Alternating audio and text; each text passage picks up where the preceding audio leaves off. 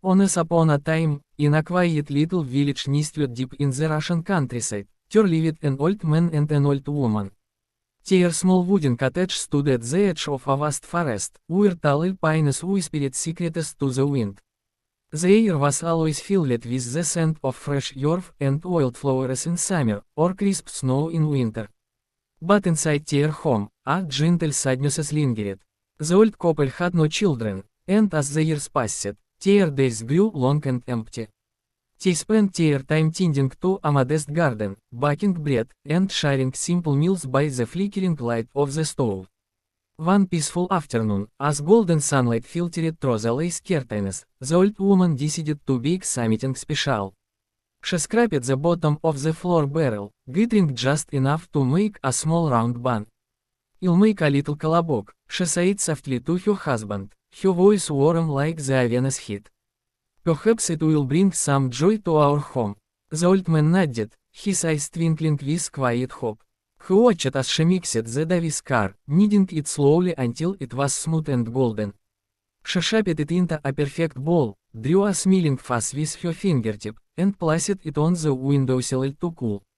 But as the bun sat there, something magical happened. The warmth of the sun and the gentle breeze stirred life into it. The little bun blinked its daffy eyes, stretched its tiny arms, and rolled off the sill with a soft thud. "I am Kolobok, Kolobok," it sang in a cheerful, piping voice. "I was scraped from the barrel, swept from the bin, and baked in the oven. Now I'm off to see the world." The old woman gasped, reaching out to a light. The old man hurried to the door, but Kolobok was already rolling down the path, lying as he went. The couple stood there, hand in hand, their hearts heavy with surprise and losses. They had created something wonderful, only to watch it slip away. Kolobok rolled along the dusty road, feeling the soft grasses tickle his sides. The world was vast and inviting, with birds singing overhead and butterflies dancing in the meadows. He felt free, alive, and a bit proud of his clever escape. But deep down, a small ache tugged at him, the memory of the warm cottage and the kind hands that had shaped him. Still, he pushed on, singing his song to chase away the loneliness. Soon, he entered the shady forest, where sunlight dappled the ground like scattered coins. The trees stood tall and ancient, their branches forming a green canopy that hushed the outside world. Kolobok paused for a moment, listening to the rustle of leaves, and then he heard a soft hop. Out from behind a bush hopped a hare, his long ears twitching curiously.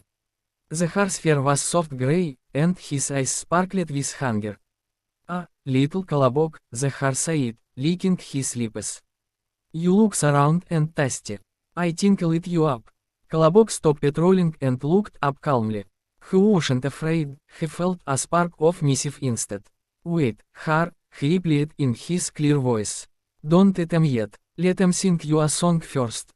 The hare tilted his head, intrigued, and sat back on his haunches. Kolobok began to sing, "I am Kolobok, Kolobok. I rolled away from Grandpa, I rolled away from Grandma. And from you, hare, I'll roll away too." His voice echoed gently through the trees, light and playful. Before the hare could react, Kolobok spun around and rolled off down the path, leaving the hare blinking in surprise. The forest seemed a little brighter now, but Kolobok wondered if running forever was truly the adventure he sought. Deeper into the woods he went, where the air grew cooler and the shadows longer. The path wound between moss-covered rocks and ferns that brushed against him like gentle fingers. After a while, a low growl rumbled from the underbrush. Out stepped a wolf, his coat shaggy and gray, his yellow eyes fixed on the little bun. The wolf's paws padded softly on the earth, and he circled Kolobok slowly. What a fine morsel you are, Kolobok," the wolf snarled softly, his voice deep and trembling. "I've been hungry all day. Come here, and I'll make a quick meal of you." Kolobok felt a flutter of unease, but he kept his composure. The forest around them was still, as if holding its breath. "Not so fast, wolf," Kolobok said evenly. "Hear my song before you decide." The wolf paused, his ears perking up, and nodded gruffly. Kolobok sang again, his tune waving through the quiet woods, I am Kolobok, Kolobok. I rallied away from grandpa, I rallied away from grandma, away from the heart. And from you, wolf, I'll roll away too.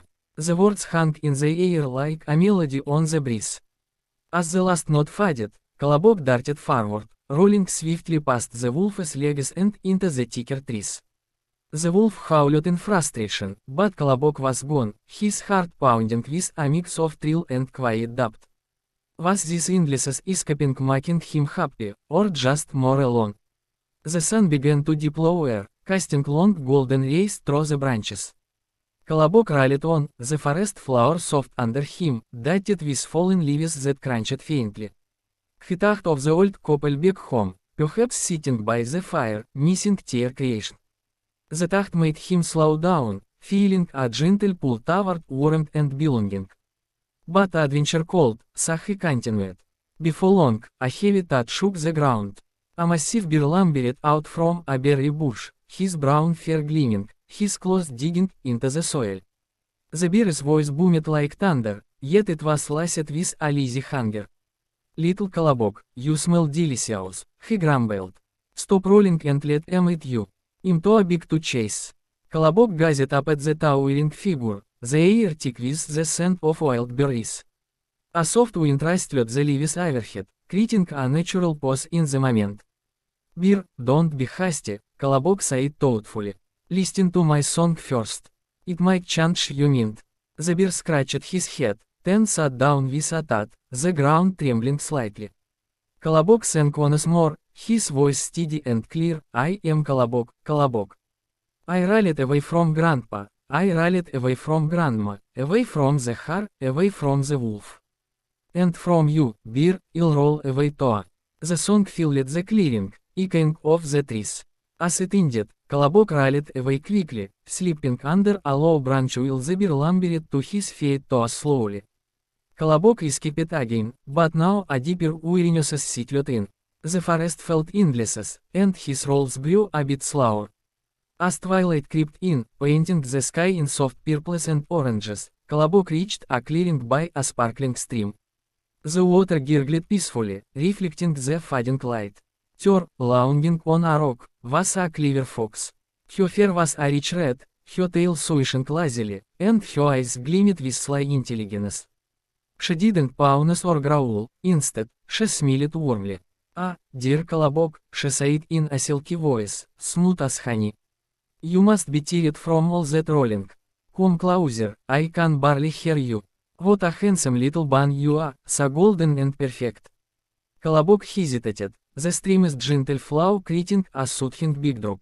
He had outsmarted the others, but the fox's words touched something inside him, the need for kindness, for connection. I've sung my song to everyone, he said quietly. But if you promise not to eat em, I'll sing it for you too. The fox nodded, her expression gentle. Of course, dear one. Sit on my nose so I can hear better. I'm a bit hard of hearing, you see. Kolobok, lulled by her calm demeanor, and his own fatigue, rallied closer and perched on her snout. He began to sing, I am Kolobok, Kolobok. I rallied away from, but in a gentle twist, the fox tilted her head, and with a quick snap, she gobbled him up. The forest fell silent, the stream continuing its murmur as if nothing had changed. Yet in that moment, there was a quiet understanding. Kolobok's journey had been full of wonder and escape, but it ended as all things must, with a return to the earth, in a way. Back in the cottage, the old couple sat by the window, sharing stories of their lost creation. They smiled through their tears, knowing that even brief joys leave lasting warmth. The village lights twinkled on, and the forest whispered on, holding the memory of a little bun who dared to roll free. Word count 1245.